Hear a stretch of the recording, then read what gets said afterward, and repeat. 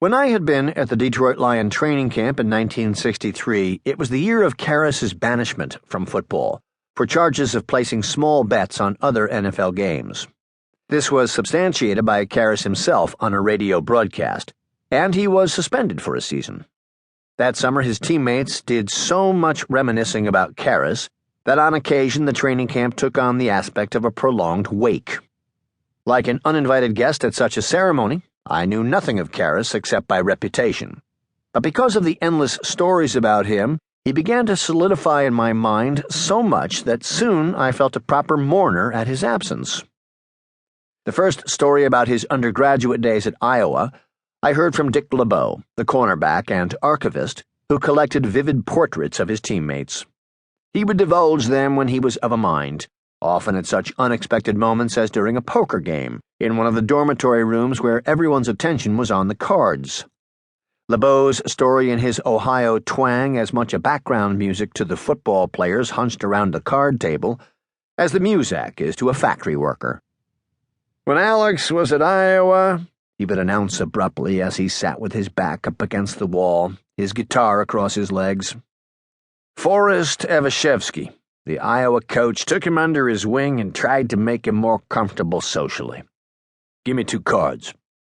This big homecoming weekend comes along, and Evashevski decides to take Alex to a big sorority dance. Big deal there at Iowa. $2. He tells Alex to find something complimentary to say about everyone. That was the key to social behavior. So Alex arrives at the dance with a paper bag full of sandwiches. That was what he was worried about, going hungry.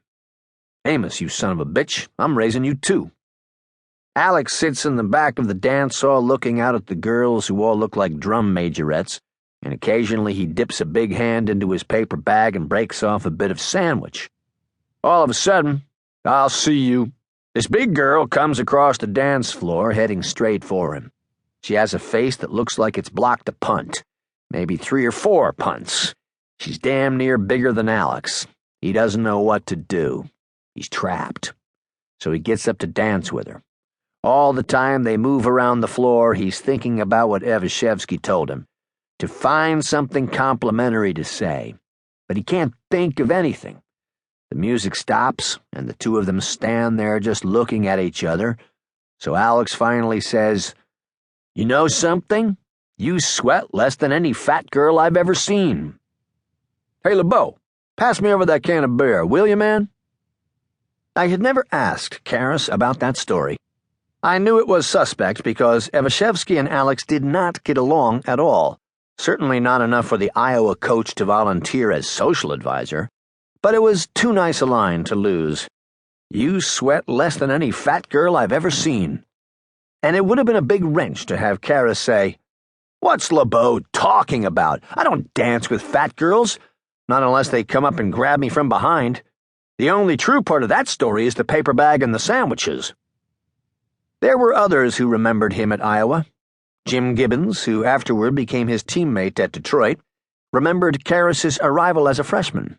About 100 of the freshman athletes were gathered for an indoctrination in Hillcrest Dormitory when Karras blundered in, looking for his room.